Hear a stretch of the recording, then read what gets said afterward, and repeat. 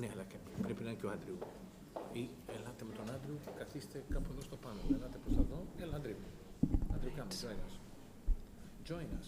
It's the end of the discussion. Can we have the next talk, please? Let's leave Phillio there.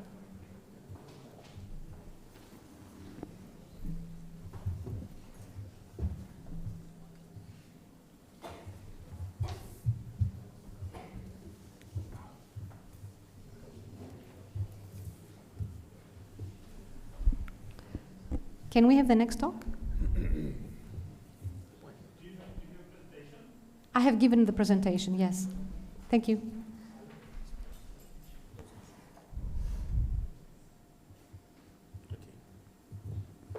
Yeah, I think it's the first one.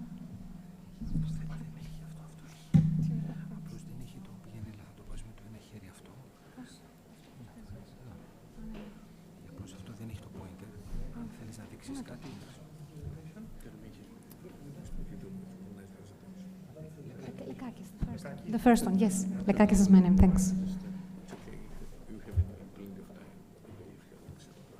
Okay, sorry about the technical glitch. We're getting there. Okay. Great honor again to be in Thessaloniki among you, and very proud as a Greek to for my country and for Thessaloniki that is hosting the ERS this year. So for those of you that don't know me, I'm Phillio Lekakis, and I'm a board-certified facial plastic surgeon practicing in Brussels. Let's see if I can get that. Okay, here we go. So that's my first case. These pictures are both pre-op, just closed eyes and open eyes. And this girl, she's in her early 30s actually, and she had a road traffic accident about almost 10 years ago, and she was concerned with her dorsum and not at all with the tip. She wanted slight lowering of her dorsum. She had nasal obstruction, unilateral nasal obstruction, and she wanted to also breathe better. And she additionally told me that she was going to get married 3 months down the line. So that didn't make me happy, for sure. I had to really scratch my head, and so before we go on to her scan, she has a deviation, obviously. So would you like to comment, Andrew or George, anybody on her? I can go ahead, but I think it's more fun if we keep it interactive. Maybe this is a perfect case for preservation. Yes, that's right. Yes, bingo. It's a good case for preservation. That's the first thought. Total preservation. Don't operate. It's not that much. But I'll tell you, I was so tempted to do something for her tip, and I had to really resist hard because I had to listen to what she wanted. So I keep it dorsum only. Peter. Phillio, really interesting case. I think there is a strong push, probably not to operate on this lady. But the two. Here we go. Have a look at the lateral view. Yeah. You can do something for that. So on the lateral view, you can argue that the nasolabial angle is good. Yes, he has well rotated. Yes, he has ticks good all the feminine boxes in that sense. You could also argue that there is fullness in the caudal septum, particularly around the anterior nasal spine, and there's quite a bit of nostril show on the lateral view, if you're going to be hypercritical. Mm-hmm. I think the dorsal, there is a slight dorsal convexity in the lateral view, very slight. Probably it's slight. 1 to 2 millimeters. Is that what she's particularly concerned about? She was concerned, okay. i.e. is a consequence of the accident. Okay. And she didn't have it before, and she wants, basically, she wasn't asking for any concavity. She was just asking for a straight dorsum. So, Phillio, my feeling is this is a patient who knows exactly what she wants. Yeah. And it's achievable, and therefore proceed. So, there was a slide also, if I can show you on this one. if you see, there was a slight deviation here. The nasal bone on the left is a little bit inwards for me, and the right nasal bone a little bit out for me. We discussed that, and that's why on this image here, with open eyes, you'll see this. I don't know if it's visible. I had actually drawn on her skin the nasal bones for her to understand a little bit more of her anatomy. It's important to do stuff for the patient for educational purposes, whatever that might be. Show them on a 3D picture or image. Okay, so let's go at her scan. You see here axial and coronal cuts. She had a septal deviation. This is the sagittal view. And I wouldn't attempt any type of preservation, although I scan most of my patients, even if I do structural approach, without this view, with this particular view that tells me exactly where this E point is, so where the perpendicular plate starts, and how much space I have there, exactly there. And how, and you can measure that. That's the beauty of the cone beam. You can measure that. And here you see a little bit also with the soft tissues, her profile. So this is what I did. I did preservation, I did closed approach. It was all done via infracartilaginous incision. I didn't want to do an intercartilaginous because, again, you know that if you go through an intercartilaginous incision, you go through scroll, so you're gonna have to repair that at the end. So I reached the dorsum on a supraperichondrial plane. That blue there shows what I did with the piezo a little bit as an osteoplasty. The osteotomies, you can also see. The septal work, in fact, I did a low strip, and that was part of her deviation. And this is the difficult part when you start preservation, is that all of a sudden, you are asked to do something that so far in your career, you are told, don't do it. It's like learning skiing as an adult. You have to go forward, otherwise you're gonna fall, and you know that you can't really go forward, but if you go forward, you're gonna balance. So starting the cut here at the rhinion and going towards the posterior chondrotomy, and also removing this bit here, the subdorsal cartilage. I did not remove any bone of her, from her. The minute, so you can see it a little bit more here, that's why I drew it on the scan. So I did this is piezo here, oh, sorry, I think that day I used the rasp, I didn't even use piezo on that one, I think.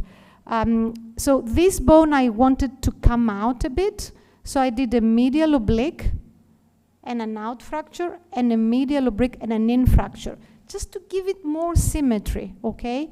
And the lateral osteotomy, the classic lateral osteotomy.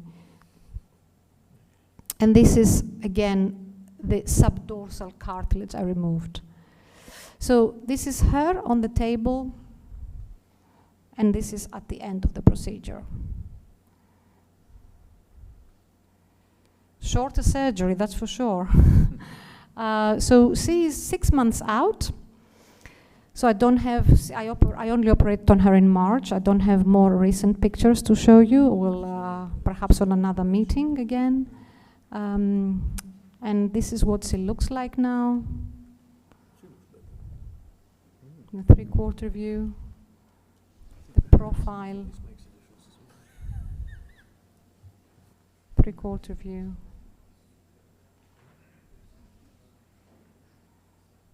The smiling view, which is also important. And overall, a happy patient. Any questions so far? I have another case to show that also has a little video. Any comments from the panel or anybody from the audience? So Phillio, just looking back on that, is there anything you would have done differently? I mean, the outcome's fantastic. I mean, you've addressed the problem, you've got a happy patient, but just actually, on reflection? Given that she's happy, I know we can always be critical to ourselves and find minor things. Given also that she was getting married 3 months down the line, the closed approach for me, but also preservation would mean that I would have less swelling to deal with, and you know, she had really, really fast recovery. And for me, yeah, these were the main criteria. I'm not sure I would have done it differently, although I tend to be very critical for myself. But please, if you have any comments, I would welcome them. May I ask you something? Yeah. When you told us about this two paramedial, you told us about an out fracture and then fracture on the other side, okay? That's right. Did you perform any transfers or something like that? No, I didn't do transfers. Just the paramedial? I did lateral and the medial, yes. Okay. Yeah. Push, outward push. That's right, and it's actually not with piezo. I used just an osteotome. Okay, yeah, an osteotome out, an osteotome in. That's all. In fact, for her, I was really surprised because I didn't even do any dissection of the piriform ligament. The minute I pushed down, it went down. Okay. Even with piezo, when you made this, even if you make this medial or paramedial with piezo, you've got to use an osteotome just to make the out fracture and to make fracture. The out fracture or the in fracture. Yeah. I understand you. Yes, yes. I think that's the beauty of the osteotome, and it's faster also. Have you done anything about the nasolabial angle because it looks better? It's better. It's better, and I did nothing at all. I was very tempted to narrow her domes and refine her tip. To me, she needed some refinement at the tip. It's better. But it's really better.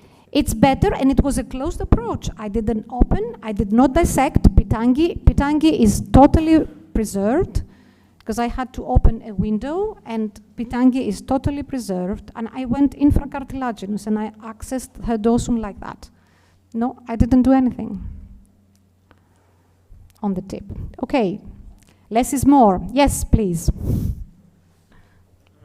Do you think the radix is a little bit high? Could you have performed transfers, radix osteotomy to lower the radix a little bit? Possibly. I didn't do it though. Of course, what defeats us at this point, and the discussion, is that she's happy. Doesn't say, you know, my radix is high, or doesn't point to any. She's very happy, and she was immediately very happy the minute I removed the cast. That's actually an unbelievable feeling, by the way, because I'm trained as a structural rhinoplasty surgeon, and this edema, oh my God, when you open the nose, especially in thick skin patients, that takes forever, and tape it and do this and do that. And that's one of the beauties of this technique, that you have immediately a nice and natural dorsum. Okay, shall we move on here? All right. Let's go to second case. All right. Oh, by the way, this is the prom I use lately, and this was her pre-op. This is the standardized cosmesis and health outcome questionnaire by Sam Most. It has been validated in French, and you see at 3 months already the functional elements and the aesthetic elements. Of course, he was not terribly concerned about the aesthetics. It was more the functional component was heavier. But I like this questionnaire a lot because it combines functional and cosmesis. You have that question in the middle that is a little bit of an assessment of self-esteem, and Sam Most has done a wonderful study lately where he shows that for patients that score 4 and 5 on this question, they have a higher revision rate than others that score lower. So I was pleased with her markings there. Okay, move on to second case. So this lady, she is a Caucasian lady, also in her early 30s, is a tall girl. She has a few issues. Would you like to can I ask the panelists to comment if you wish? We have a frontal view and we have a helicopter view here. I have the two lateral views. Okay. This is the oblique view and the basal views. Okay. I have smiling views.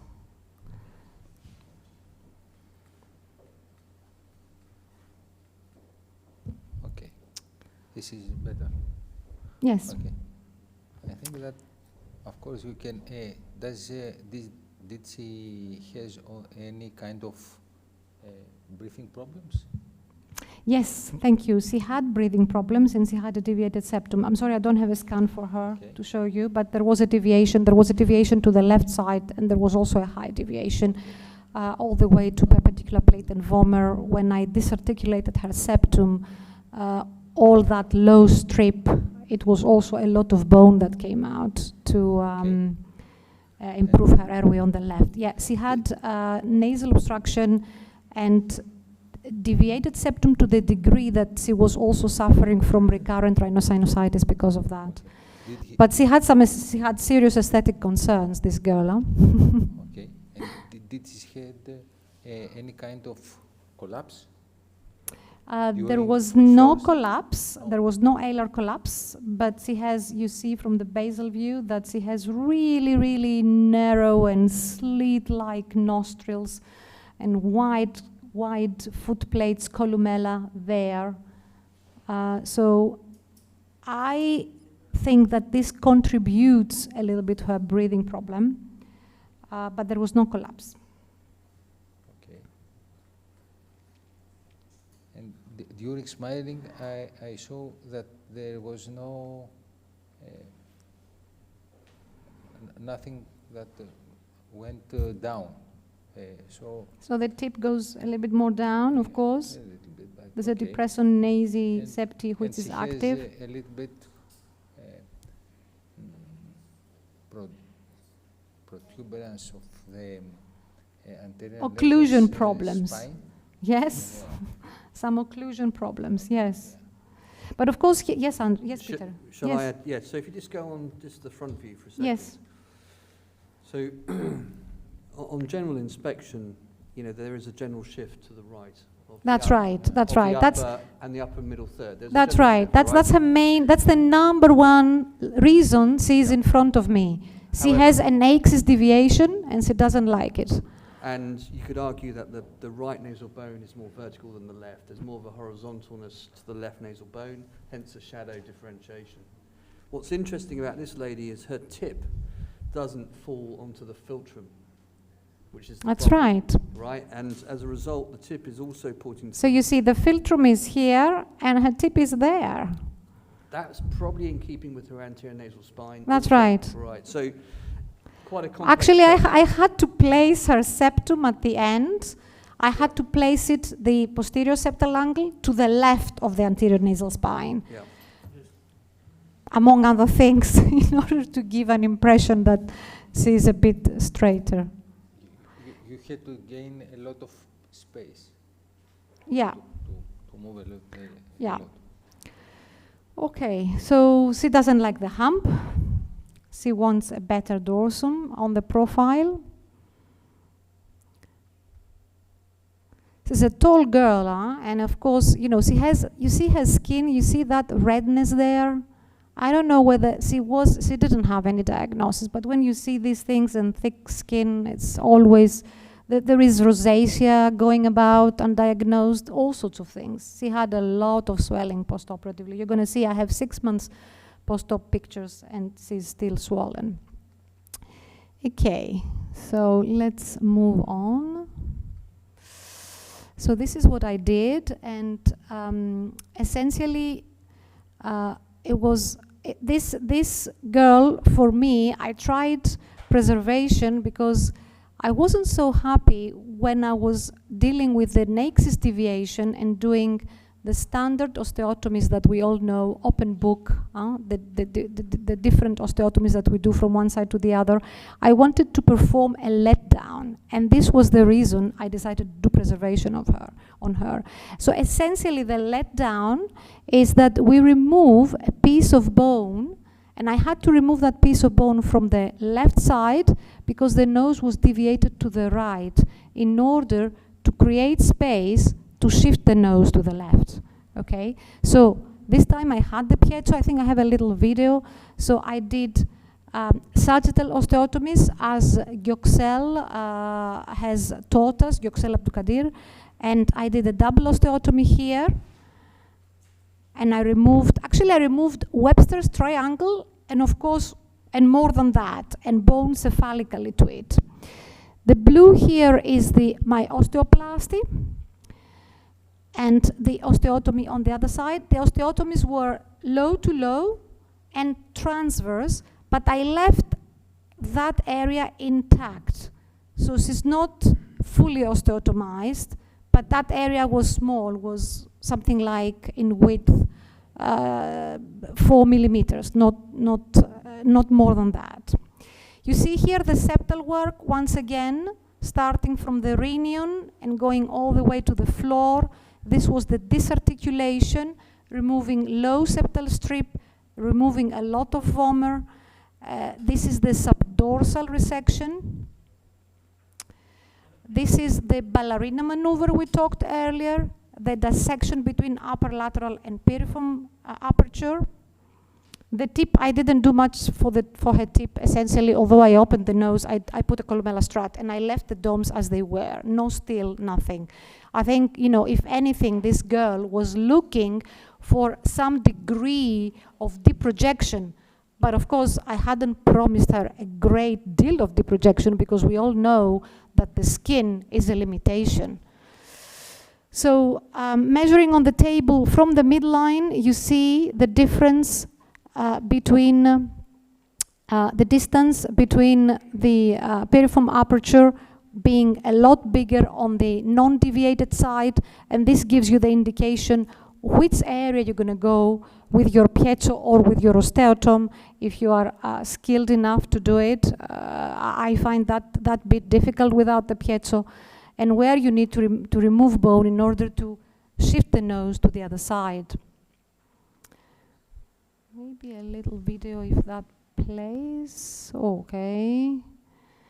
All right, so you see her opened up. I use this, I don't know whether, George, you use the same, you have a suction incorporated on your retractor. That is very helpful with piezo because, as you know, with piezo, and you see me here just doing the osteoplasty on the bony cap, with piezo you have a lot of water, and without a suction incorporated in your field, preferably on your retractor, you're gonna find it hard, and you can't do piezo without water irrigation. You're gonna end up having problems with heat, overheated bone and skin and so on. So you see the fullness, but you also appreciate this the thick skin. Her skin is already complaining with all the things I'm doing there, and that's I'm afraid the disadvantage of the open approach, and having to lift up the skin soft tissue envelope for a long procedure. And again, going back there, I think the video is not too long, but I just wanted to demonstrate a little bit of the piezo. And here I'm using the softening rasp. You see her middle thirds. Again, that's the beauty of this technique. I didn't do spreaders or anything because I did not open the middle third. Taking more of the bone down, doing it step-by-step fashion. Really nice, no harm to the soft tissues. Doesn't matter how many times you go over the upper lats, you don't traumatize anything.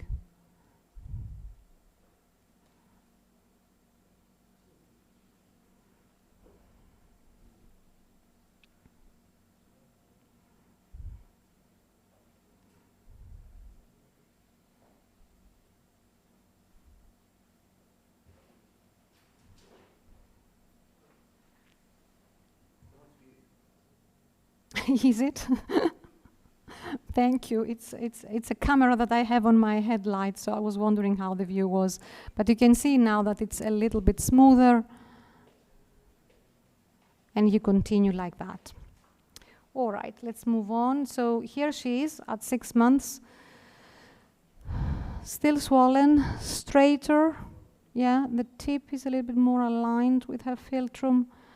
By no means a perfect result, but luckily she is happy. The dorsum is lower.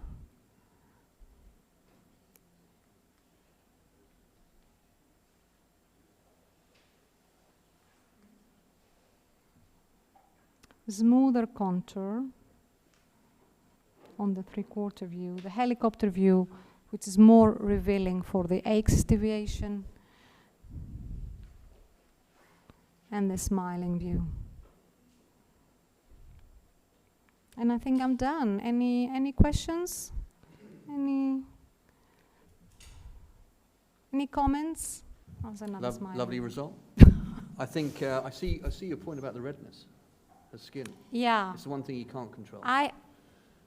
Yeah, I mean, that redness was there from before, but now I have sent her to a dermatologist. I still don't know what the outcome was of that visit, but I think that redness will come back and hit you. And if you have already briefed your patient about it, they'll be grateful to you.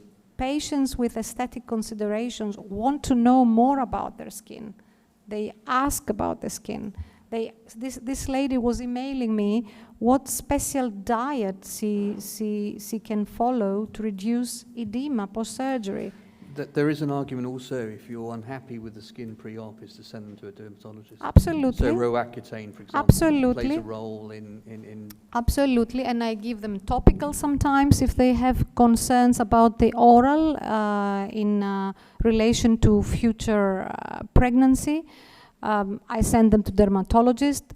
I do actually embrace all this skincare regime for thick skin patients. It's patients will come back and thank you, and that extra mile that you're going to spend with them will differentiate you from others.